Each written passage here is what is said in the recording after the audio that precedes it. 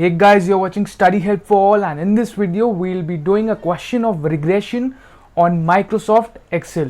तो सबसे पहले हम थोड़े बेसिक कंसेप्ट्स देख लेते हैं। ये सारी डेफिनेशन सीधा विकीपीडिया से उठाई हुई है, सीधा थोड़ा सा बेसिक कंसेप्ट आपको समझाने के लिए कि regression, correlation, slope and intercept होता क्या है। देख लेते हैं। रिग्रेशन क्या होता है? Statistical process for estimating relationship among variable, यानी कि अगर एक्स एंड वाई है तो उन दोनों के बीच में रिलेशनशिप क्या है।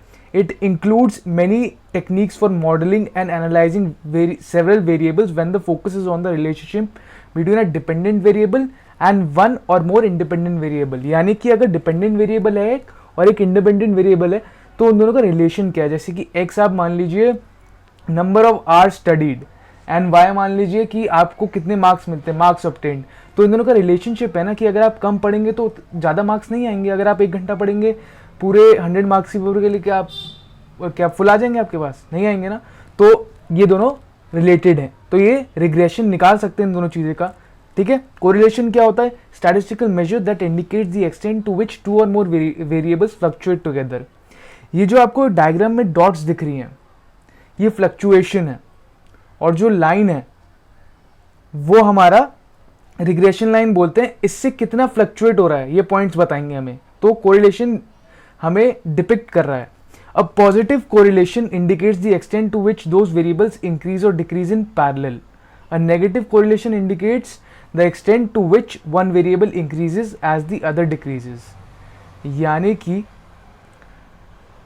जब पॉजिटिव कोरिलेशन है यानी कि दोनों इंक्रीज कर रहे हैं, वेरिएबल्स एक्स और वाई दोनों इंक्रीज कर रहे हैं या फिर दोनों डिक्रीज कर रहे हैं अगर पॉजिटिव कोरिलेशन है। अगर नेगेटिव कोरिलेशन है इसका मतलब है एक इंक्रीज हो रहा है एक डिक्रीज हो रहा है, या फिर एक डिक्रीज हो रहा है एक इंक्रीज हो रहा है। ठीक है।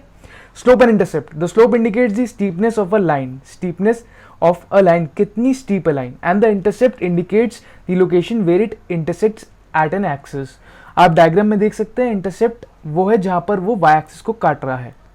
Right. The slope and intercept define the linear relationship between the two variables, यानी कि एक्स एंड वाई के बीच में जो रिलेशनशिप है स्लोप एंड इंटरसेप्ट डिफाइन करते हैं, and can be used to estimate an average rate of change. तो ये सम बेसिक कॉन्सेप्ट्स थे इस क्वेश्चन से रिलेटेड रिग्रेशन के ऊपर। अब एक बार क्वेश्चन देख लेते हैं हमारा क्वेश्चन क्या है। क्वेश्चन क्या है?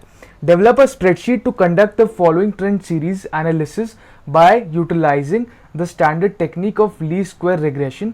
यानी कि हमें ट्रेंड सीरीज निकालनी है और हमें टेक्निक कौन सी यूज करनी है? Least square regression. यानी कि हमें 2011 का प्रोजेक्टेड वैल्यू निकालना होगा यहाँ पर ट्रेंड सीरीज के माध्यम से। देखिए क्या लिखा हुआ, what will be the trend value of output for the year 2011। यानी कि 2011 की आउटपुट क्या होगी? Trend value. यानी कि ये जो हमें आउटपुट दे रखा है इसका ट्रेंड हमें निकालना पड़ेगा एक्सेल में, और 2011 की वैल्यू क्या होगी।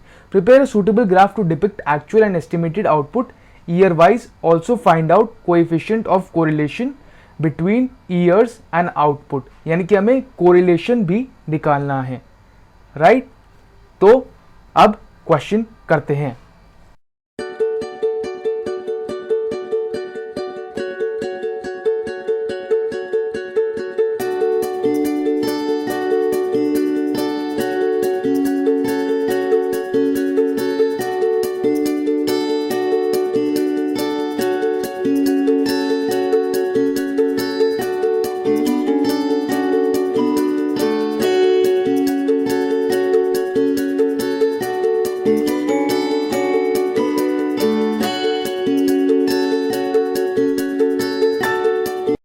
आपने फास्ट फॉरवर्ड में देखा होगा कि मैंने एक टेबल कैसे बनाई।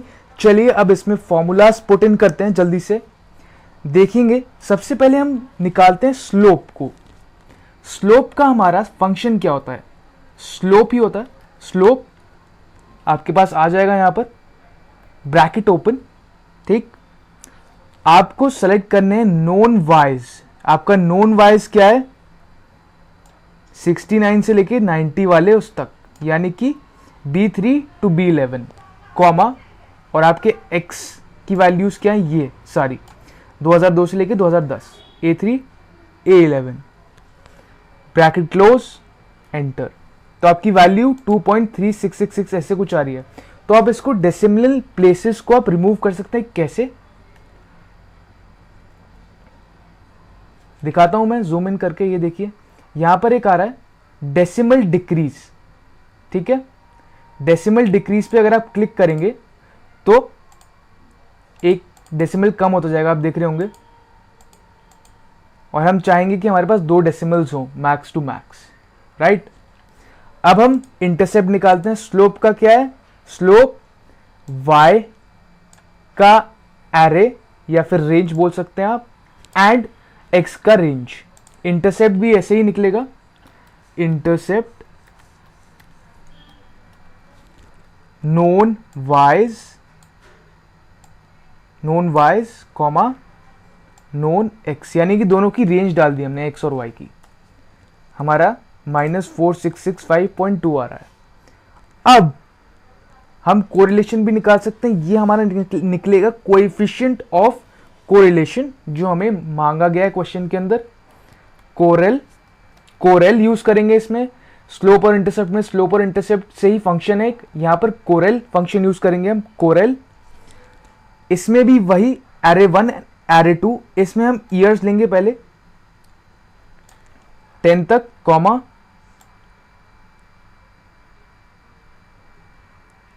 और ये आपका कोएफिशिएंट आपका पूरा होगा, यहां पर कोएफिशिएंट पूरा होगा, यहां पर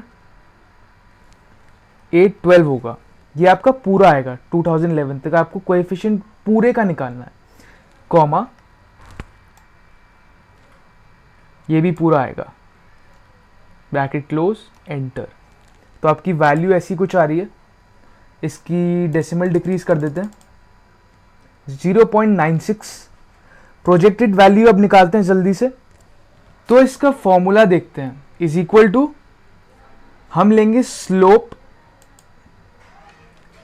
into your x value plus your intercept.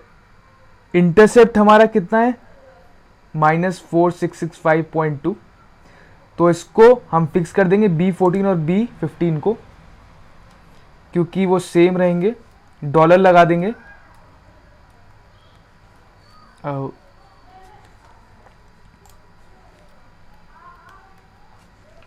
यहां पे चेंजेस करते हैं, dollar dollar dollar dollar, okay. तो आपका आएगा 72.866667। इसको हम डेसिमल प्लेस कम कर देते हैं, एक बढ़ाते हैं, ठीक है। एंड हम इसे ड्रैग डाउन कर देंगे सेलेक्ट करके, तो आपका आंसर आ जाएगा यहाँ पे अपने आप। इसको हम थोड़ा ग्रीन कलर पेंट करते हैं, 94.17 ट्रेंड वैल्यू 2011 की। एक बार इसका मैं बता देता हूँ कि मैंने क्या करा है। मैंने क्या करा, स्लोप फिक्स कर दी थी इनटू योर ईयर वाला प्लस योर इंटरसेप्ट। ये फॉर्मूला मैंने अप्लाई करा था, और स्लोप को मैंने फिक्स करा, इंटरसेप्ट को फिक्स करा, तो मेरा 94.17 आ गया 2011 की प्रोजेक्टेड वैल्यू। अब हमें चार्ट भी बनाना है, तो हम डाटा सेलेक्ट कर लेंगे, हमें किसका चार्ट बनाना है, इसका चार्ट बनाना है। इंसर्ट पे जाएंगे, स्कैटर, मैं चूज कर रहा हूं scatter with smooth lines, scatter with smooth lines. तो ये चार्ट बन के आ गया, ठीक है। तो इसमें आप एडिटिंग कर सकते हैं। ये देखिए, लेआउट में जाके, layout, chart title, above chart, हम चार्ट टाइटल डाल देते हैं रिग्रेशन। एक्सिस सारी एक्स और वाई एक्सिस को हम नाम दे देते हैं हॉरिजॉन्टल। ईयर्स है नीचे हमारे पास, ओ ईयर्स हैं,